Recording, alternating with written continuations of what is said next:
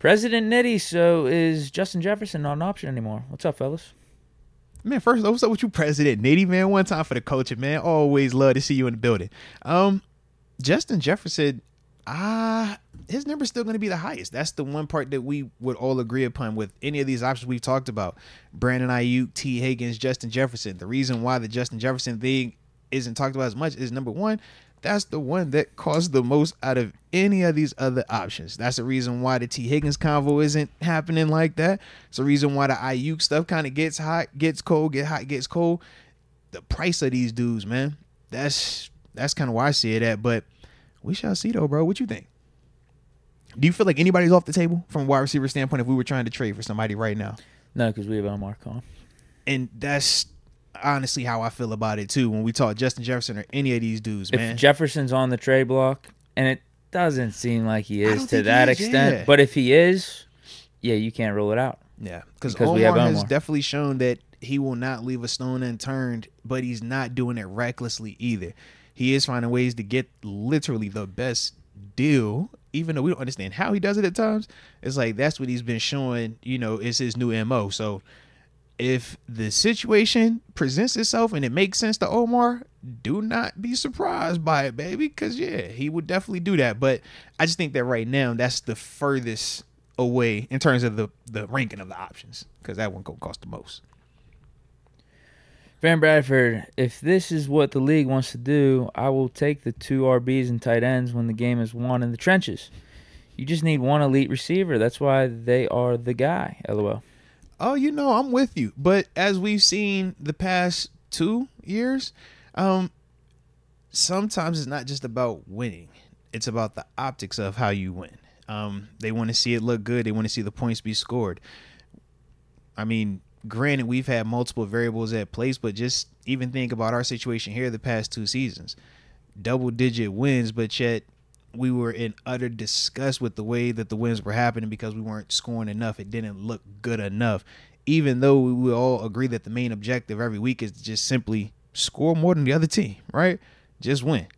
But that's the only day that, as much as I would love to just have it like that, because, yeah, the game is one of the trenches, and we see it every year. The team that got the best, when you're in them trenches and you got your piece out there, you can make it cook. But we know that that's not how the league operates, man, because they want to see that ball in the air. And the receivers do that, and they do it at a high level, man. So, we're going to have to cut that check on some of these cats, man. Got to. Yeah, I'm with him from the standpoint that I don't care how we win. If we just want to absolutely load up with tight ends, running backs, and look like Michigan. Yeah, get some fullbacks in there. If we want to do that and we're winning games and scoring points consistently, then sure, I'm all for it. But in today's NFL, I do think it is beneficial to be getting the ball in the air. Yeah. Not necessarily all the time, or not even most of the time. You could win running the ball, but though, yeah, you do. You got to keep the balance. Yeah. And at this point with the Steelers, we can do this all-in approach and get another really good receiver in the building because of Russ's contract. Yeah. And Justin Fields' contract. Because that's the outlier right now. Now, who knows how that stuff affects us long-term, but just for this upcoming season, if we really feel like we got a chance, we got the quarterback in place, we got the new coordinator here, we got the players on defense, we got the weapons on offense, like, you want to have multiple cards to play out there. Yeah. You want to be versatile. You want to be able to keep the defense off balance. Like, the Chiefs, they'll run the ball. Like, Mahomes over the last couple of years have been running the ball. They're running a lot. But with Mahomes, obviously he's capable of putting the ball in the air at a very, very good clip. But those receivers stepped up. That's the other thing. Like, no one expected they got more production those receivers to step up in the playoffs. Yeah. Like, if you were to tell me the receivers that we have right now, like Van Jefferson, Quez Watkins, and all these dudes, they can be trusted in the playoffs like the Chiefs receivers were last year, then I'm fine. Yeah, I'm completely fine. Think about it. Because it's not about their stats completely or their fantasy numbers throughout the year. It's like, we got Pickens as our number one. Can we rely on you guys to get open in crunch scenarios in the playoffs or late in the seasons like that? Does anyone feel that way about our receivers right now? Right. No. So that's why I don't think, like, his point is, I don't know. To me, it's like a mixed bag because yeah, we don't need an Ayuk. But your Technically, guys we have don't to, need to get a second rounder. right, Like we could go through the with this trenches group, and running yeah. game. Yeah. But I'm not feeling great about our receivers Well, essentially, outside of Peckins like that. you So remember the convo if last you can year? upgrade it, upgrade it. Yeah, so it's the convo from last year, man. You can operate with these receivers, but the same way we said last year, we had a small margin for error, right? We had to come out here and almost be perfect each and every week, offensively, defensively, and special teams to win.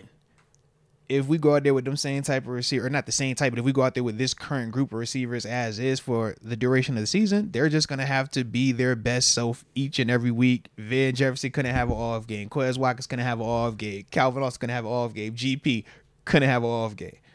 None of them could get hurt. Like, everybody would have to, and if somebody did get hurt, the next man had to come in and play his best for the whole year. And it's just like, if those guys had shown a history of doing that, number one, they all would have been drafted a lot higher. And number two, they would all be costing a lot more for them to be on our roster.